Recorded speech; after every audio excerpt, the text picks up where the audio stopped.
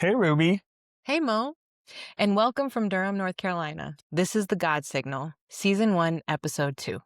So there is a moment, and if you've been there, you know exactly what I'm talking about, where everything you thought you are just stops. Not sleep, not blackout, something else, something older. Tonight, Ruby and I are going somewhere where most podcasts won't touch, not because it's taboo, but because it's too real to perform. That's right. We're talking about psychedelics, Mm, plant medicine, mm. and what happens when the mirror gets turned all the way up, By the way, this is not a pro-drug show. right? Always use your judgment and discretion to information that you're being given. Yes, this is a pro-consciousness show, and the conversation happening right now in labs and living rooms and jungle ceremonies is changing what it means to be human. Right. So let's ground this, Ruby. You know, it's 2026. We're in the middle of what researchers are calling a psychedelic renaissance. Johns Hopkins University, NYU, Multidisciplinary Association for Psychedelic Studies. These aren't just fringe organizations. They're producing raw clinical data that would have been career suicide to study 20 years ago. For instance, psilocybin for treatment-resistant depression, Iboga for deep healing, ketamine in clinical settings. The institutions are catching up. To what indigenous traditions have known for thousands of years, right? True. The Mazatec in Mexico, Shipibo Nyawanawa of Amazon, ancient cultures of India, oracles and seers in Greece, priests and priestesses in Egypt, all the way to the Vikings in Norway. All no strangers to the psychedelic culture. The traditions that never needed a double-blind study to understand that these plants open something. True. And what the science is landing on is fascinating because it's describing what mystics and meditators have mapped for centuries. Right. The default mode network, the DMN, not DMT. Right. This is the brain's self-referential system, right? It's active when your mind is wandering, planning, ruminating. It's the neural basis of what we call the ego, the narrator in your head that says, this is who I am. What psilocybin does measurably on a functional MRI is it suppresses that network dramatically. So essentially that means that the I gets quiet. Really quiet. And then what remains is an awareness without a center, which is exactly what every serious meditator, like yourself, describes when they go deep enough, right? The science and the sacred are pointing at the same thing. Which raises the question, Mo, what is that awareness? If you strip away the narrator, who's left? And that's the question, right? That's the whole conversation. So for people who've ever considered plant medicine or who've heard about it but don't know where the line is between medicine use and recreational use, what's the distinction that you would draw? I would say intention and container, like those two words specifically, because recreational use is about escape, right? But intentional ceremonial use is about confrontation. You're going towards something, you're not going away. And the container, the setting, the guide, the preparation, and the integration support, that's not an add-on. That is the medicine. And we'll come back to that. But first, I want to get personal. Tell me about a specific experience, Mo, one that changed something permanently for you. Permanently. Well, there was a ceremony, plant medicine, deep jungle-style health space. And 2 hours in, I can only describe what I had was as a meeting with an intelligence that I made contact with. And it wasn't human. It was very ancient and enormously calm. And so what did it show you? I think every place I was lying to myself, every place I was performing strength instead of living it, every place I was managing an image instead of inhabiting a life. And the strangest part, it showed me without judgment, like the greatest exposures come without shame attached. So just here in what's true. Yeah. So how long did that last? Not the medicine, but the revelation. Well, I'm still living inside it. Years later, I'm still unwinding from that experience and what it showed me. Right. Nice. So that gap is the real question nobody asks.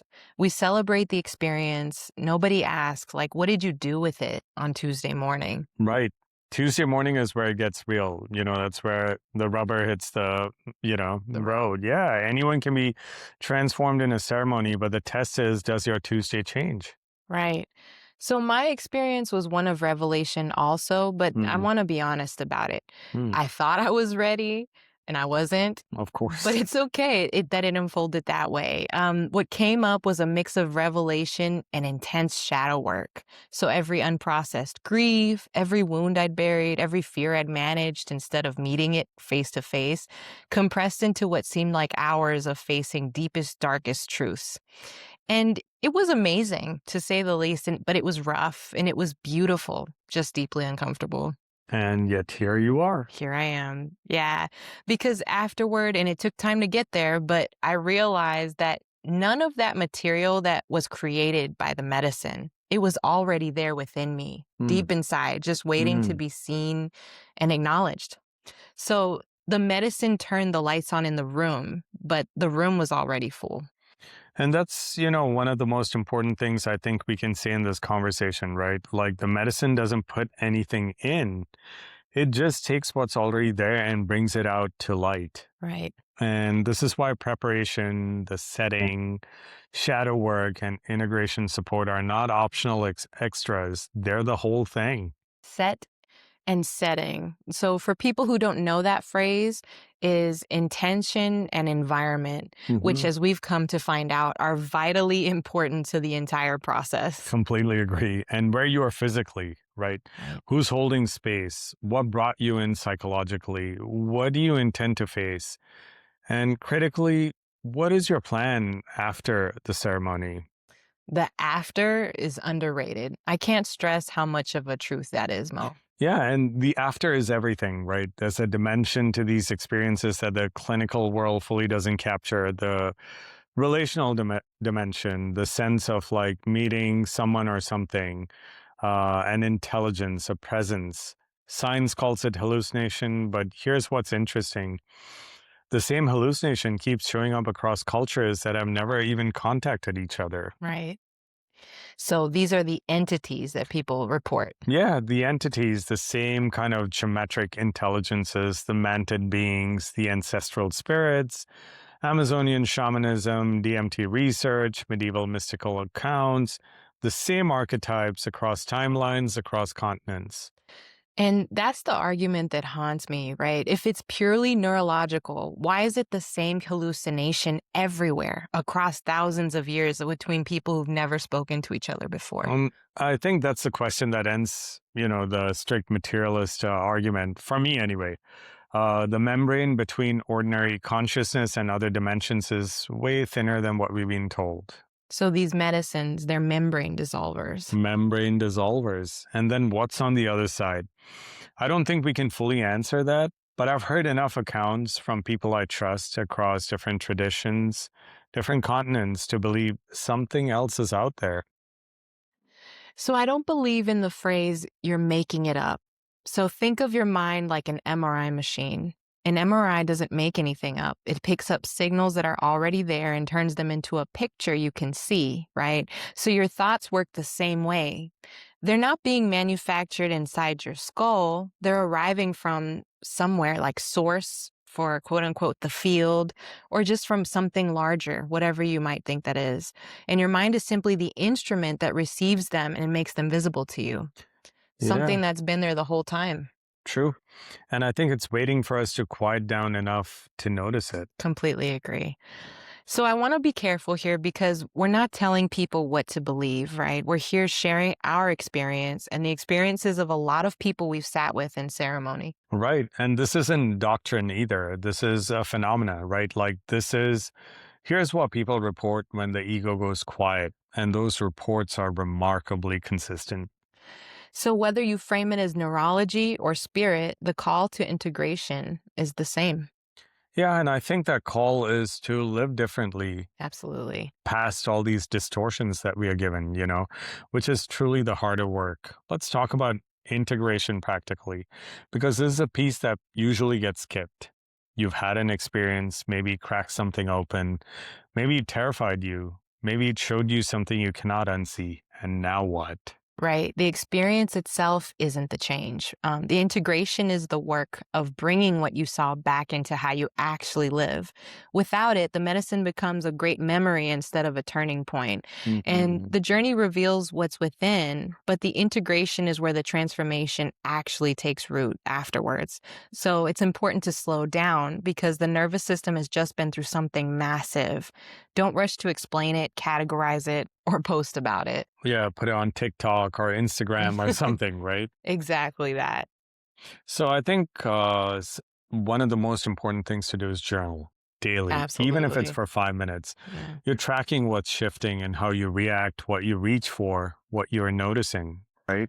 Right. And it's also important to find someone to process with a therapist, coach, integration circle, someone who won't dismiss what happened Mm, and won't over spiritualize it either. You need grounded witnesses. mm.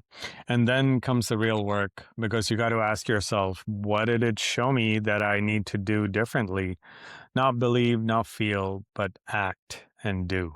And does your Tuesday change? Does your Tuesday change? So, Mo, what would you say to someone considering their first intentional experience? Like, what are the most important things? I would say find a good guide, someone you trust completely, a safe space with safe individuals, someone who's done their own shadow work and makes you do your shadow work. The container is everything. Go in with a question instead of asking like you want to see something beautiful. Ask the medicine what you really need to see. That shadow work that you did. Ask it to reveal it to you and then have the courage to actually face it.